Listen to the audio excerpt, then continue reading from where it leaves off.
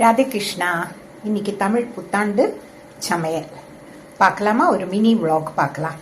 இதில் 1 ஸ்பூன் தனியா, 1/2 ஸ்பூன் கடலைப்பருப்பு, 1/2 ஸ்பூன் தோரம்பருப்பு ஊற வச்சுருக்கேன். 1/2 ஸ்பூன் ஜீரகமும் போட்டு ஊற வச்சுருக்கேன். இதை போட்டுக்கலாம். ஒரே ஒரு பச்சை மிளகாய் போட்டுக்கலாம். அப்புறம் 4 டேபிள் ஸ்பூன் தேங்காய் போட்டு போடுறது 2 பேருக்குங்கிறதுனால இவ்வளவு போடும். இதை நான் அரைச்சி எடுத்துன்னு வந்துடுறேன். மோர் குழம்புக்கு இனி தாளிச்சு கொட்டலாம். மிக்சியில் அரைச்சி எடுத்துன்னு வந்தாச்சு. ஒரே ஒரு டம்ளர் தயிர் சிலிப்பி எடுத்து வச்சுருக்கேன். இனி இதை தாளிச்சு கொட்டலாம். கொஞ்சமா எண்ணெய் விட்டுக்கலாம் பாணலியில. நான் நல்லெண்ணெய் தான் விட்டு இருக்கேன். ஒரே ஒரு டீஸ்பூன் நல்லெண்ணெய் தான். 1 ஸ்பூன் கடுகு போட்டுக்கலாம். கடுகு வெடிக்கட்டும்.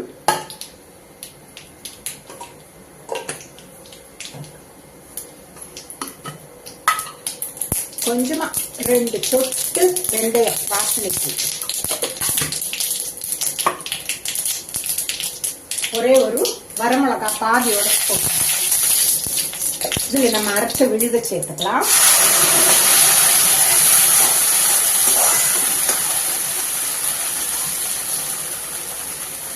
கொஞ்சமா தண்ணி விட்டுக்கிறேன், அலம்பி விட்டுக்கிறேன்.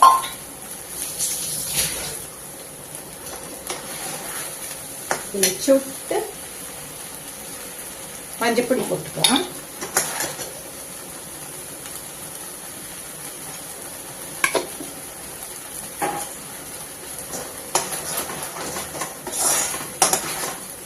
இதுல இந்த சீப்பி வச்ச மோரையும் விட்டுட்டு அவ்வளவுதான். இது கொதிக்க வேண்டாம்.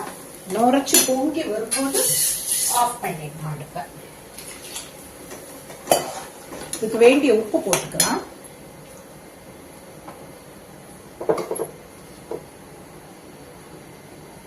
உப்பு கொஞ்சமா போடுறேன். ஏன்னா 2 பேருக்கு கொஞ்சமா தானே பண்ணியிருக்கேன். அதனால இதுல கொஞ்சம் கருவேப்பிலை,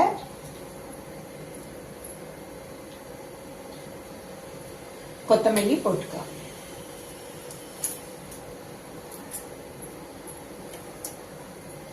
இந்த பார்த்தீங்களா, அப்படி சைட்ல எல்லாம் நுரைச்சு வருது. அவ்வளவுதான், கொதிக்க வேண்டாம். இல்லை ஒரு கிண்டி நம்ம அடுப்பை ஆஃப் பண்ணி அவ்வளவுதான். நம்ம மோர் குழம்பு ரெடி.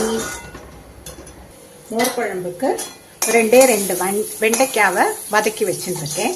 அதையும் நம்ம குழம்புல சேர்த்துடலாம்.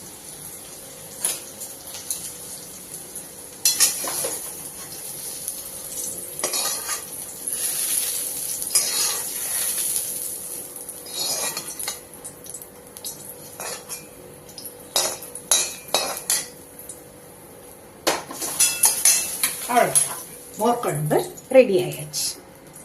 அடுத்ததான் மாங்காய் பச்சடிக்கு ஒரு மாங்காயை நறுக்கி குக்கர்ல மஞ்சப்பொடி போட்டு வேக வச்சுட்டு இருக்கேன். அப்புறம் இதுக்கு தாளிச்சு கொட்டுறதுக்கு ஒரு வரமிளகா, கொஞ்சமா வேப்பம்பூ, என்கிட்ட காஞ்ச வேப்பம்பூ இருந்தது, அதுதான் எடுத்துட்டு இருக்கேன்.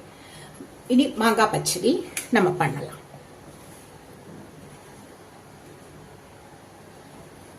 வாணலியில எண்ணெய் விட்டுருக்கேன். 1 ஸ்பூன் கடுகு போட்டுக்கலாம். கடுகு வெடிச்சதும் வரமிளகாய் போட்டுக்கிறேன். கடுகு வெடிச்சதும் இனி இதுல இந்த வேப்பம்பூவை போட்டுக்கலாம்.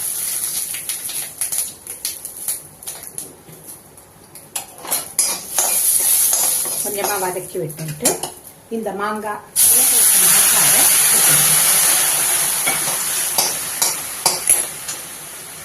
இனி இதுக்கு உப்பு போட்டுக்கலாம். கொஞ்சமா உப்பு போட்டுருக்கேன்.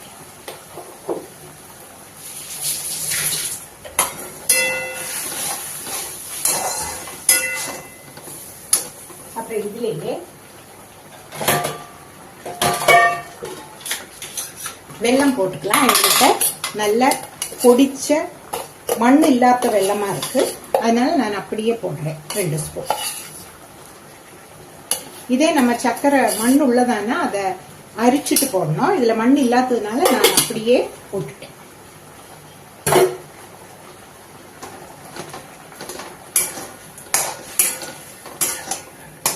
இந்த வெல்லம் கரையட்டும். கரைச்சாச்சுன்னா நம்ம மாங்காய் பச்சடியும் ரெடி ஆயிடும். கொஞ்சமா இதுக்கு காயமும் போட்டு காயப்பொடி.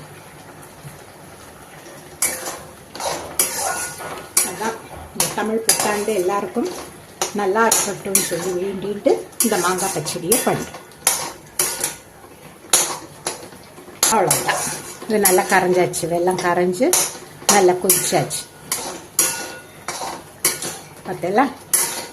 இப்போ இதில் உப்பு, உரப்பு, திதிப்பு, துவர்ப்பு இவ்வளவுமே இருக்கு. இனி இதை ஆஃப் பண்ணிடலாம். அடுத்ததா ரசம் வச்சிருக்கேன்.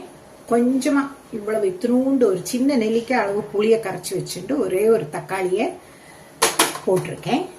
அதை அடுப்பில் வச்சுக்கலாம். இதுல மஞ்சப்பொடி,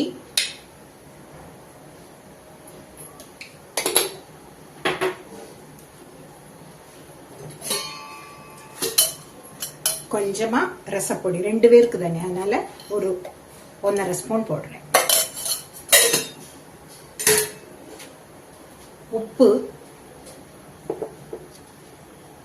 உப்பு போட்டிருக்கேன். கொஞ்சமா கருவேப்பிலை கொதிக்கும் போதே போட்டா வாசனையா இருக்கும். ரசம் கொதிக்கட்டும். இந்த காரம் எல்லாம் அட்ஜஸ்ட் பண்றதுக்கு கொஞ்சமா சர்க்கரையும் போட்டு, இது ஆப்ஷனல் தான், வேணுங்கிறவா போட்டுண்டா போதும். ஆனா போட்டா நல்ல டேஸ்ட் என்ஹான்ஸ் பண்ணி கொடுக்கும். கொதிக்கட்டும். கொதிச்சப்புறம் நம்ம பார்க்கலாம். இந்த ரசம் கொதிச்சு வந்துட்டு இருக்கு. அதுல பருப்பு ஜலமும் விட்டாச்சு. மல்லி, கொத்தமல்லியும் போட்டிருக்கேன். இனி இதை தாளிச்சு கொட்டி வச்சுன்னு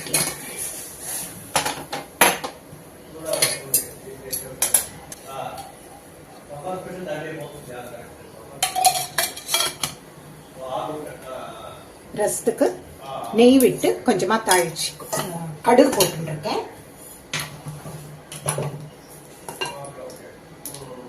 சொட்டு ஜீரகம்,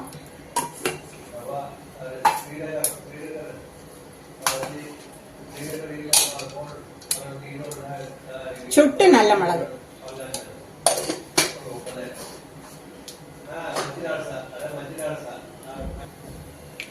இது அப்படியே நம்ம ரசத்துக்கு தாளிச்சுக்கணும்.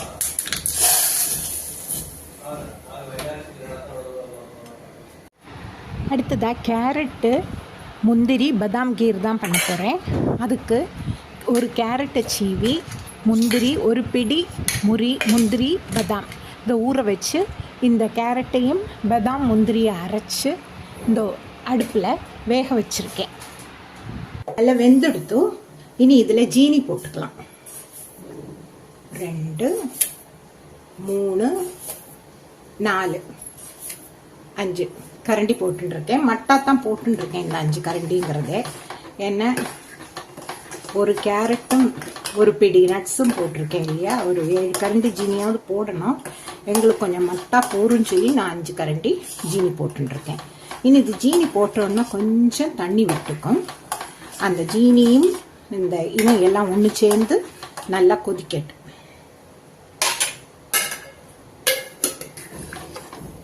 இப்போ நல்லா கொதிச்சாச்சு. இனி இதில் நம்ம ஏற்கனவே நான் 1/2 லிட்டர் பாலை கொதிக்க வச்சு வச்சுருக்கேன். பாலை கொஞ்சம் விட்டுக்கலாம்.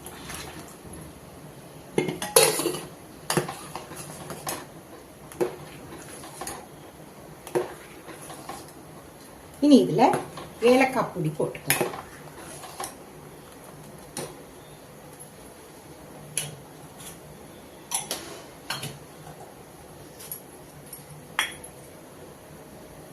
ஏலக்காய் பொடி,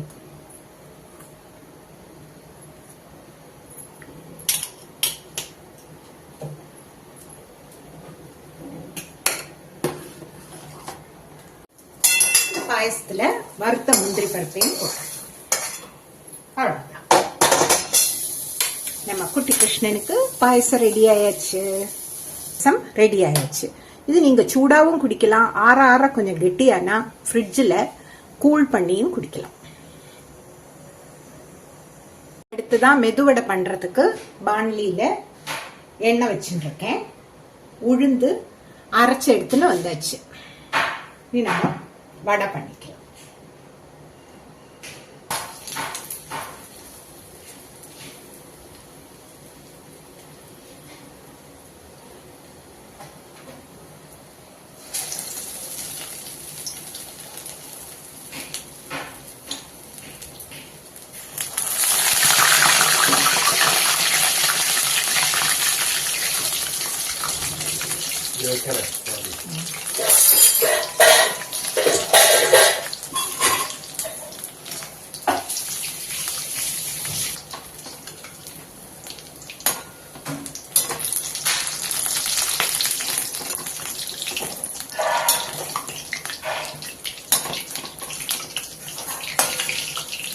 இப்படியே நம்ம எல்லாத்தையும் பொரிச்சு எடுத்துட்டு பார்க்கலாம். அப்படி வடையும் எல்லா வடையும் சுட்டு எடுத்தாச்சு. குக்கர்ல சாதம் பருப்பு வச்சாச்சு. இனி நம்ம நைவேத்தியம் பண்ணலாம். அப்படி வெண்டைக்காய் பொரியலும் நல்லா வதங்கி ரெடி ஆயிடுச்சு. அப்படி இன்னைக்கு தமிழ் புத்தாண்டு சமையல் ஜோரா முடிஞ்சது.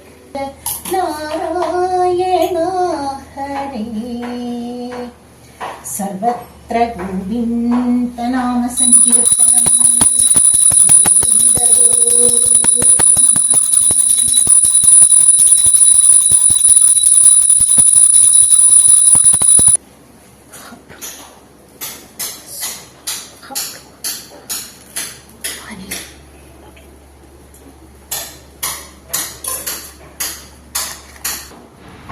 எல்லோருக்கும் இந்த இனிய புத்தாண்டு இனியதாகவே அமையட்டும்.